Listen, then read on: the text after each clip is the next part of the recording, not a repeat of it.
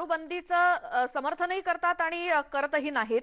मात्र सध्या आपण बोलणार आहोत. आपल्यासोबत मान्यवर जोडले गेलेत. भाजपचे ज्येष्ठ नेते सुधीर मुनगंटीवार आहेत आणि त्याचसोबत सामाजिक कार्यकर्ते महेश पवार सुद्धा आहेत. सुरुवातीला सुधीर मुनगंटीवारजींकडे आपण जाऊयात. भाऊ, 2015 साली तुमच्या पुढाकारानं चंद्रपुरामध्ये दारूबंदी झालेली होती, मात्र आता सरकारनं तो निर्णय बदललेला आहे. काय तुमची प्रतिक्रिया? नाही, माझ्या पुढाकाराने दारूबंदी झाली असं म्हणणं सर्वार्थाने योग्य होणार नाही. याचं कारण यामध्ये 588 ग्रामपंचायतींनी ठराव केला. दारूबंदीच्या समर्थनार्थ अनेक महिलांनी 1 लाख हस्ताक्षर करून सरकारला निवेदन दिलं. 5000 पेक्षा जास्त महिलांनी ज्यांच्या चेहऱ्यावरून गरिबी टपकायची हे पहिल्यांदा नागपूरच्या टी पॉइंटवर एकत्र आले.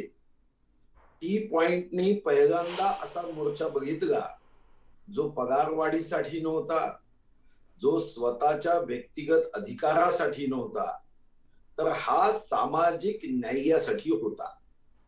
घटनेच्या डायरेक्टिव्हच्या माध्यमातून या ठिकाणी एक व्यसनमुक्त समाज निर्माण करावा हे जे विश्वरत्न भारतरत्न महामानव डॉक्टर बाबासाहेब आंबेडकरांनी घटनेच्या डायरेक्टिव्ह मध्ये लिहिलं, त्यानुसार या मोर्चेकऱ्यांची मागणी होती. आणि मलाही ते अप्रूप वाटलं की स्वतःच्या व्यक्तिगत स्वार्थासाठी नाही तर सामाजिक स्वास्थ्यासाठी 5000 पेक्षा जास्त महिला उपाशी तापाशी अनवाणी त्या ठिकाणी आल्यात. तर मी आणि स्वर्गीय R.R. पाटील आम्ही दोघेही त्या मोर्चाला भेटायला गेलो. त्या मोर्चेकऱ्यांचा आवाज 2011 मध्ये विधानसभेत, मला आठवतं की 11 मार्च 2011 रोजी विधानसभेत या संदर्भात आम्ही चर्चा घडवली. काँग्रेसच्या सरकारने एक समिती तयार केली. त्या समितीचे अध्यक्ष तात्कालिक मंत्री श्री संजय देवतळेजी, सदस्य हे डॉक्टर विकास आमटे, डॉक्टर अभय बंग व तत्सम मनापासून हृदयापासून सामाजिक सेवा करणारे लोक होते. आणि त्यांनी निर्णय केला की कारण नसताना या व्यसनाच्या कारणाने अनेक वाईट परिणाम दुष्परिणाम इथं होतात. आता दारूबंदी हटवताना यांचा तर्क काय हे समजण्याच्या बाहेर. खरं तर आता कोरोना आहे, दवा पहिले हा विचार करायला हवा होता, पण सरकारने दारू पहिले हा विचार केला. आणि तर्क काय दिला की तर्क हा दिला की अवैध व्यवसाय वाढते. आता हाच वर्धेमध्ये सुद्धा आहे. वर्धेमध्ये काँग्रेसनीच दारूबंदी केली, गडचिरोलीमध्ये काँग्रेसने दारूबंदी केली. मी वर्धेचा पालकमंत्रीही होतो. चंद्रपूर जिल्ह्यात जितके प्रकरण झाले त्याच्या 4 पट प्रकरण वर्धेला होत आहे.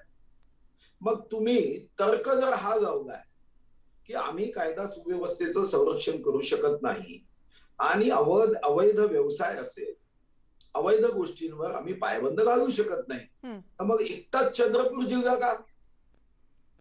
महसूल बुडतो हे देखील कारण देण्यात आलंय. महसूल बुडतो. हा, मग वर्धेला तर महसूल बुडतो ना. मग महसुलीचं कारण दिलं. मग दुसरा निर्णय, आता आपल्याकडे गुटख्यावर बंदी आहे. तुम्ही कुठेही जा, आजही तंबाखू मिळतो बाजारात. 1000 कोटी रुपयापेक्षा जास्त महसूल बुडतोय वर्षाला, 1000 कोटीचा. कारण यामध्ये पानपराग बंद केलाय आपण, माणिकचंद बंद केलाय, गुटखा बंद केलाय. मग हा महसूल बुडतो, पण गुटखा तर मिळतो. प्लॅस्टिक 750 कोटी रुपयाचा वर्षाचा महसूल बुडतो आणि लाखो लोक बेरोजगार झाले कारण प्लॅस्टिकचे उद्योग बंद केले. मग तेव्हा आपण असं सांगितलं का जनतेला ठरवू द्या ना, जनतेला जर योग्य वाटलं तर प्लॅस्टिक घेईल, अन्यथा कापडी पिशव्या किंवा पेपरच्या पिशव्यामध्ये ते घेतील. मग आपण तो निर्णय जनतेवर नाही सोडला. डॅन्स बार बंदी, या डॅन्स बार बंदीमध्ये आपण का जनतेवर सोडलं नाही की जागा वाटतं डॅन्स बार मध्ये जाऊ नये, वाईट आहे, पाप आहे, तो जाणार नाही.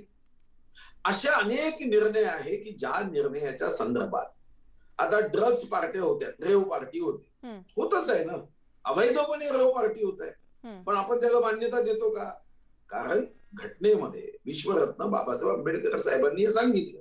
मग दुसरा, मग महसूल बुडतो, तर मग या सर्वच गोष्टीचा विचार केला पाहिजे. यामध्ये काय मला व्यक्तिगत रीतीने वाटतंय की कोरोना कोरोनाच्या या संकटात असा निर्णय सरकार घेऊ शकते हे तर 7 अजूबे इस दुनिया में 8वां अजूबा जी जी मुनगंटीवारजी, आपण एका छोट्याशा ब्रेकसाठी थांबतोय आणि त्यानंतर महेश पवार सामाजिक कार्यकर्ते सुद्धा आहेत, त्यांच्याशी सुद्धा बोलायचंय.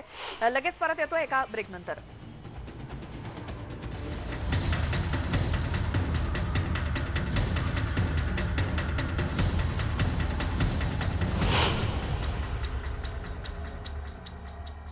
नवीन डेटॉलने